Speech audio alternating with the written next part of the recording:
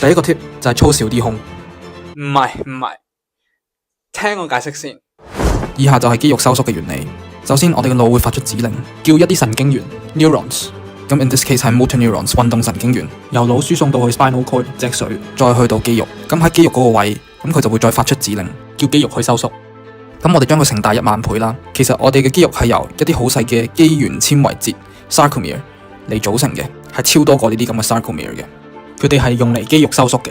咁黑色嗰啲就係 myosin， 紅色嗰啲就係 actin。當收到 motor neurons 運動神經元嘅信號之後呢，黑色就會黐實紅色嗰度，再拉佢哋去中間。咁因為佢兩邊噶嘛，咁佢兩邊都係拉佢哋去中間嘅話呢，咁成個肌肉呢就會收縮啦。